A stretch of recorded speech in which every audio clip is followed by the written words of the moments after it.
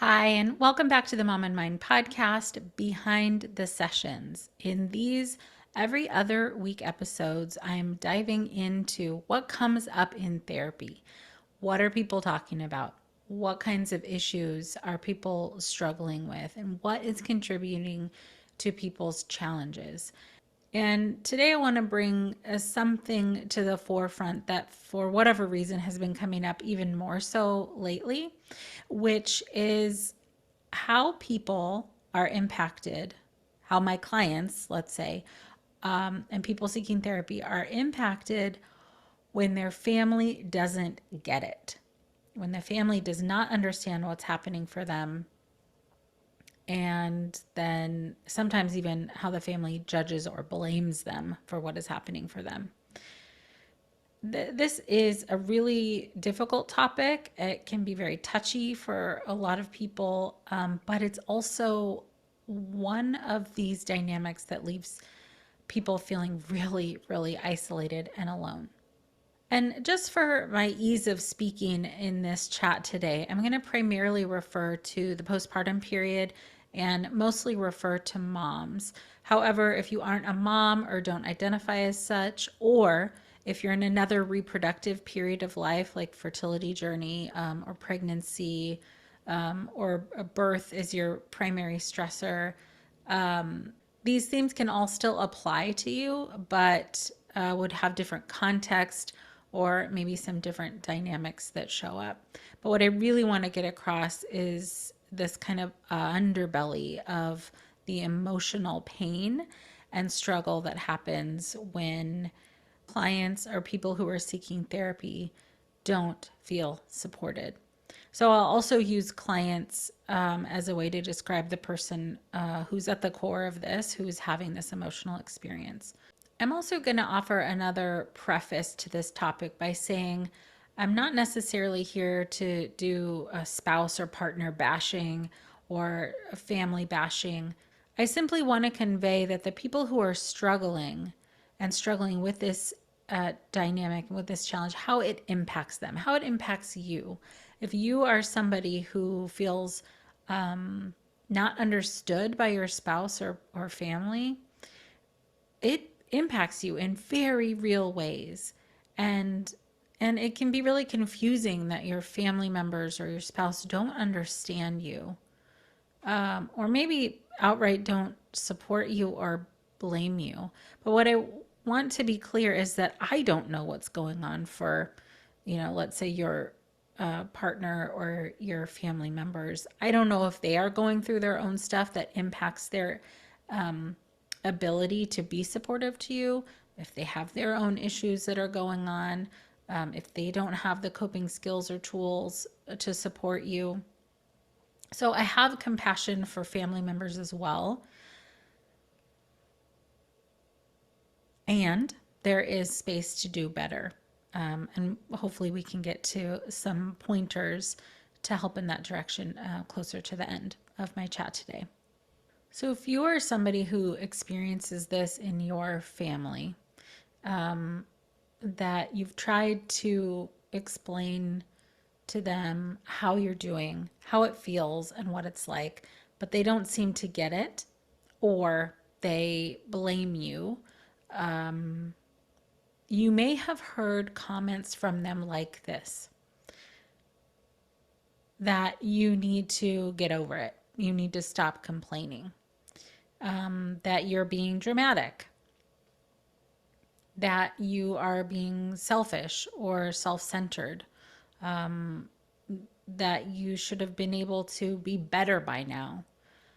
I've even heard families blame clients who are dealing with perinatal mental health challenges that they are the reason that the family isn't like it used to be, because their anxiety, their depression, their whatever's going on for them has somehow impacted the family so much so that if they were to just get better, do better, be better, then everything would be fine. And I'm sure, as just check in with yourself as I say these things, how infuriating that would be, how upsetting that would be to hear that, and how inaccurate those types of statements are. I've also heard from some clients they'll express to their spouse, let's say, for instance, that I'm very tired, I need to rest, and the partner will come back and say, "Well, I'm tired too," or "I don't have time to myself either." And while those types of things may be true, maybe they're tired too, maybe they don't have time to themselves either. That type of responding really tends to negate and diminish your experience. If you're hearing these things from your family members or loved ones, you might feel like shutting down. You might feel like you don't want to share how you're doing anymore because it just creates this other thing. And for it can start to feel like a competition that somehow every time you talk about how you're doing, you hear from your partner um, that they're in an equal or worse off situation, and then nobody's getting any support. So, again, this can leave you feeling really alone and isolated and sad. And in some situations, people can feel very gaslit, like they are being told that their experience is inaccurate or wrong, even if it had already been acknowledged in some way by a family member. So it can get really very emotionally messy.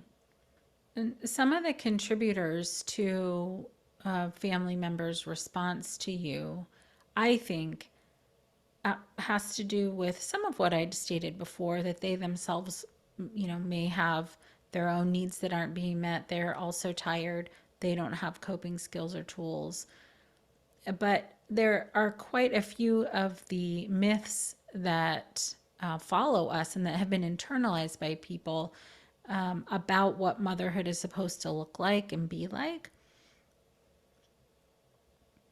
So let's say if you are exhausted and tired and overwhelmed and are not feeling like being a parent that day, which is a thing and that happens and it's real, and you express that to a family member saying like, I just don't want to do this today, and they come back with, well, you chose to be a mom, this is what you wanted. Those kinds of sharp responses can feel very hurtful, and again make you feel like shutting down.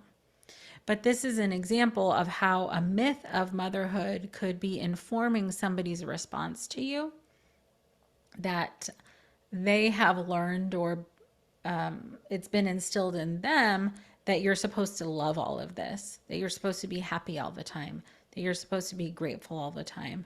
So if you are actually really dealing with a perinatal mental health condition like depression or anxiety, and that is making it that much harder for you to be present and or enjoy your parenting or motherhood journey, they may not understand that depression and anxiety are the thing that's impacting you.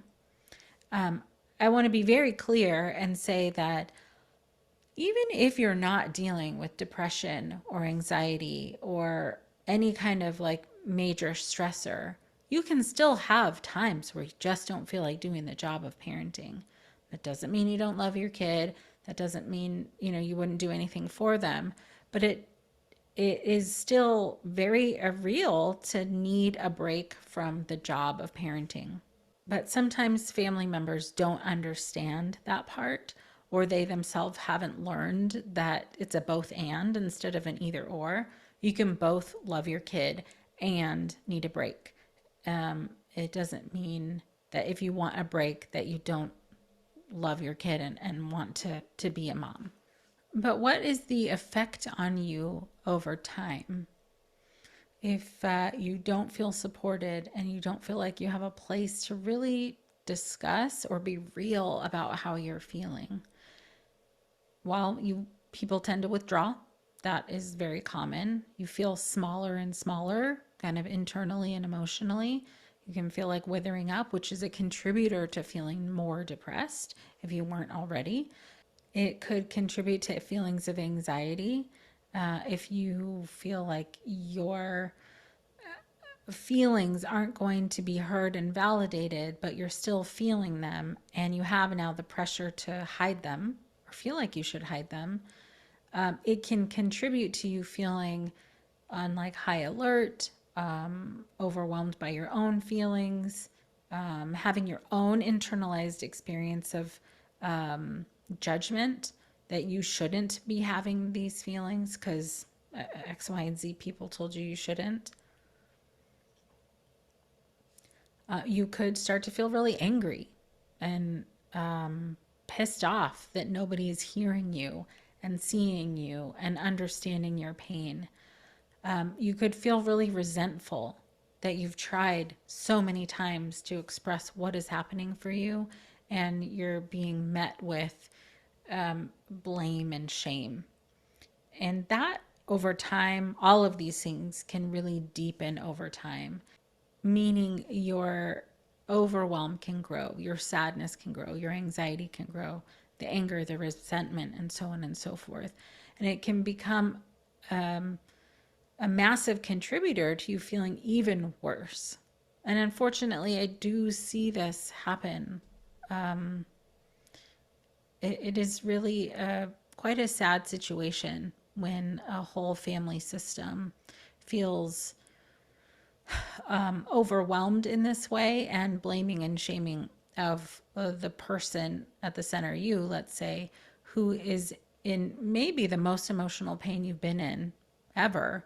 And now you also don't have the support of the people you need the most. What can be really really hard is to keep at bay the feeling that, well, maybe they're right, maybe I am to blame, maybe I am being self-centered, maybe I am being dramatic, I should just get over it, what's wrong with me? So when we start to internalize the thoughts and feelings of other people and assuming that they are correct, versus, let's say, what our internal lived experience is, again, that's like another contributor to feeling worse and worse and worse. The amount of anger and sadness and disappointment I hear on a weekly basis from many people because of this dynamic is really quite heartbreaking. Now, there's no way for me to know what is going on in, let's say, your spouse's life or your family's life that has led them to behave in this way. But what I can say, some common dynamics are that people don't know what to do with emotional stuff. Maybe your parents, because they're older and they grew up in a generation that didn't talk about emotions, or maybe your spouse or your partner just wants to fix it. And so they go into fix it mode and they just tell you, maybe one of those fix its is to tell you to just like do better, be better, like you can snap out of it, which isn't necessarily a fix it, but it is an emotional response. So some of the ways in which you might feel people responding to you is to go into that fix it mode, telling you what to do, how to do it, what they think will help you feel better. They could go into a defensive mode of like, well, I didn't do anything to cause this. I didn't contribute to this. And kind of recusing themselves or trying to back out of any responsibility that they might have in what's going on.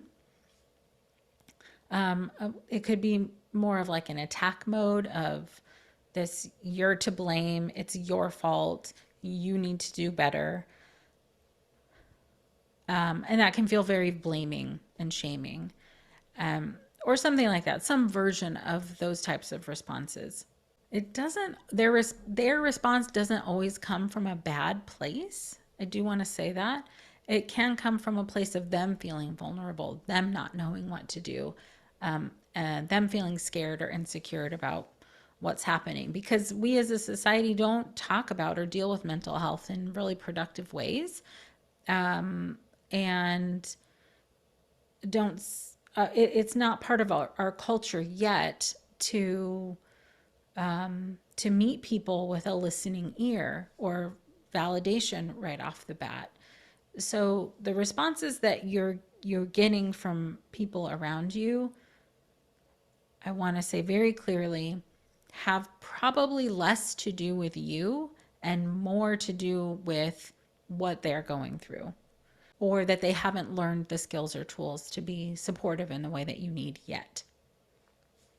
So, what I think is important for you to know is, and we have to make this very, very, very clear, is that if you are having overwhelm, emotional overwhelm, and you need to go to talk to somebody about it, or you want to talk to somebody about it, that you are not complaining about how you feel. You are not complaining about your life circumstance. You are experiencing. You are talking about your experience. It's really, I hear it so often that people, even in therapy, especially at the start of therapy where they're just trying to test out if they feel safe with me, they will say, "Oh, I don't mean to complain," or "I'm sorry that I'm complaining." And I view it as part of my job to make it very, very clear that these are not complaints. If you're talking about your experience, something that is impacting you, sometimes very deeply impacting you, this is not a complaint. You're not just like sitting around like, oh, I wish I didn't have to, whatever, clean bottles. Although that is a pain in the ass. But it is really, really important that to know that you may have internalized these myths about motherhood, or you may have internalized messages that you've heard from your spouse, people around you. If, let's say, if they say you're complaining, you may start to feel like, yeah, I am complaining. Or if way earlier on in your life you learned that you talking about your emotions, that you talking about your experience was met with your family of origin telling you that you're complaining, or telling you to be quiet, or telling you to suck it up, that you might have internalized the message that you're a complainer. But I'm just here to tell you that that's not the case. Um, it's like feelings are real, they have a real impact. People don't like walk around making this stuff up. You don't want to feel this way. Nobody wants to feel this way. So when you're at a point where you're verbalizing how you've been feeling, maybe especially if you've been trying to figure out how you're feeling, and you start to talk about it, it can feel really vulnerable. And so you might be saying things like, "Oh, I'm sorry, I'm complaining," to try and like ease somebody else's experience of your experience, or to try and minimize your own feelings, and almost in an apologetic way. So, one part of coping with this dynamic of if your family members or partner doesn't understand what you're going through, they don't get it, they're being blaming to you, is acknowledging your own experience as real and not trying to talk yourself out of that you shouldn't feel the way that you feel, or that you're making it up, or that you are complaining. We have to, as a society, just accept that feelings are real, that our emotions are a real part of our human experience. And part of your healing might be that you acknowledge and accept your experience for what it is, and not try to diminish it, not try to minimize it, not try to make it easier for other people to be hearing your experience.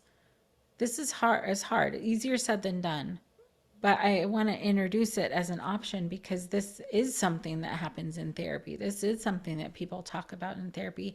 And while I'm, not your therapist and this isn't meant to be therapy, I want people to understand that the dynamic here is that our own healing can begin with us as we start to acknowledge and accept and validate our own experience as true and real, even if people around you aren't able to do that yet. When we have our own internalized shame, it is silencing.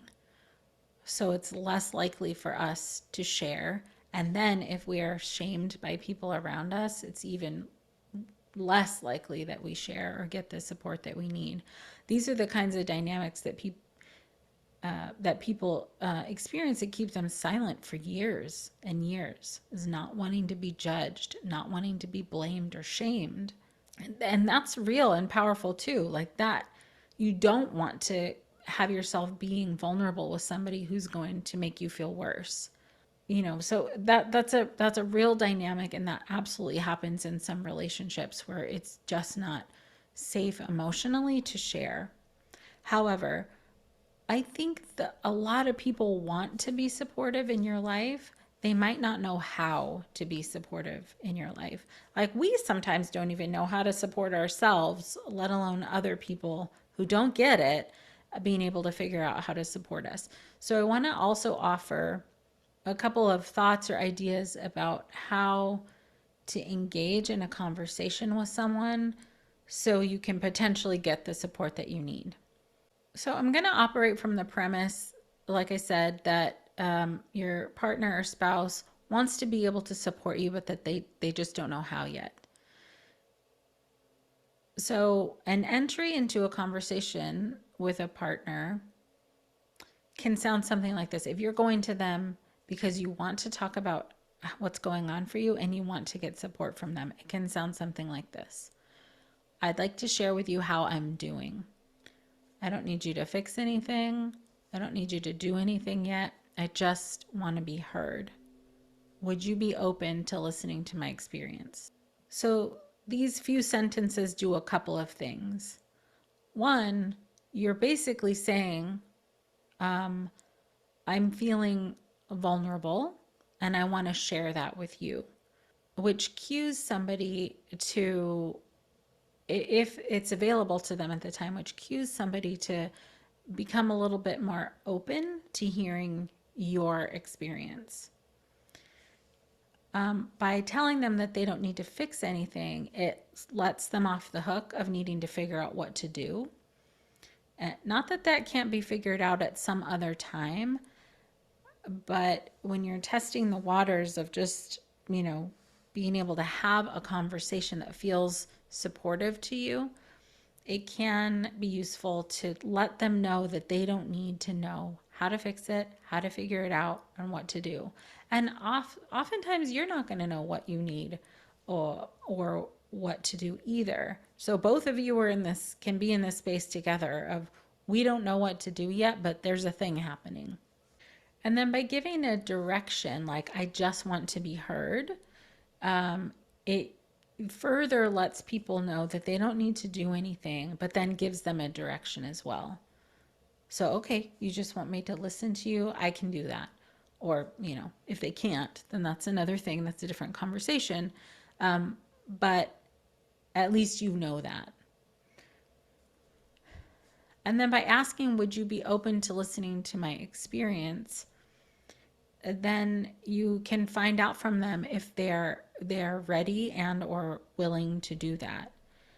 You can also offer that, like, you might not have time right now, but if you have some time later today, I would really like to communicate this with you or share this with you.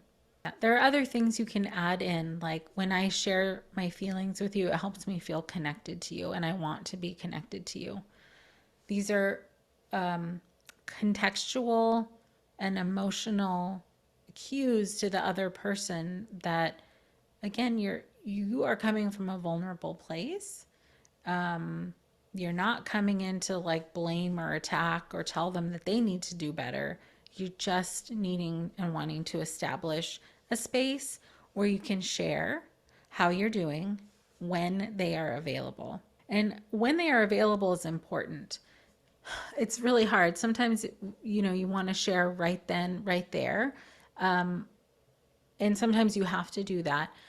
But what can be hard is if you're trying to communicate with somebody who already you're not quite sure if they're going to be supportive or not, and then you try to communicate with them when they cannot be supportive, like at a time where they can't pay attention, it ends up kind of backfiring for you as well, where you again don't feel heard or understood. So when you're in deep emotional stuff, you can't really be paying attention to all these cues like, do they have time? Are they open to hearing? Like, I'm talking about like in an ideal scenario, possibly, but also just offering you some ways to think about how you want to communicate about your emotional experience in a way that could potentially give you the support that you're looking for. If you want to take things a step further, there are other things you could communicate. Like, if you're telling somebody they don't have to fix it, you could say, but what is supportive to me, or what I do appreciate, is sometimes when I'm sad, I just need a hug. Or I just need to be able to talk and kind of get my thoughts out of my head. You don't have to do anything. Or you can give more concrete things like, I just really need to sleep a little bit more. How can we figure out to get me a couple more hours of that?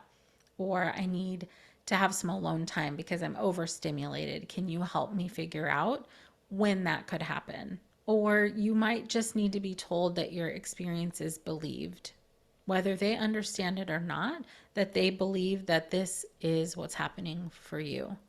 I think I said this before, but I believe that the basis of connection and the basis of healing is being able to share and feel validated and understood. And if not understood, then just heard. That there's a safe space between you and your partner or you and your family members, that you can go, and that you can, both of you agree that it's okay for you to be sharing your experience, and that you won't be talked out of it or dismissed or blamed. Healing happens when we are seen. Healing happens when we don't have to hide how we're feeling. And when that shame can be relieved from us. And that oftentimes happens in community, it happens in partnership. Certainly it can happen internally too, and there's a lot of work that we do in therapy to reduce that shameful internal voice. But it can feel really hard to be alone when you're in a partnership. It can feel really hard to be alone when you're in a family system that doesn't understand you. So if you're in a situation like that where you don't quite yet have the support of your family, or they don't get it, if you have somebody else, like a friend or a trusted somebody in your life that you can share with, that's cool. You can start there. And if that doesn't feel safe enough for you, I really, really, really encourage you to seek out therapy. Find a therapist who you feel like understands you and gets you and can support you in your healing journey, so that your internal experience can feel different, can feel lighter, can feel less shameful. And so you can begin to understand yourself. So if the stuff I've been talking about today does resonate for you, I'm so glad that it does. And just please know that you're not alone. These is really something that people talk about in therapy. Relationships are really hard. There's so many great benefits to them, but there are a lot of challenges too, especially when you're in a major life transition, and when you're in a major life transition while you are in a partnership that is also changing. There's so many dynamics in this that I'm not specifically touching on today, but because this is so relevant lately, in the stories that I'm hearing, I just felt really called to make sure to bring this to light. And for people out there who are feeling alone when they're supposed to feel like they have a partnership or the support of family, I just want you to know that it's not just you. If you are in this situation and you can't quite have this conversation with a family member yet, this chat could be useful for them too. It is really hard to express ourselves when we're in an emotional state. So if you think that this could be helpful for a family member to hear, please do share this with them. with the full knowledge that I am not judging family members at all. So I'll wrap up there for now. I hope this discussion of issues that come up in sessions has been supportive to you. And if you're not already in therapy or getting the support of a professional and you need it, please consider getting that. There's no shame in getting help. It is empowering to feel better. And I know with the right kind of help that you can feel better. Thank you so much for joining me on this episode of Behind the Sessions. I really hope it was helpful for you. Thanks for joining me.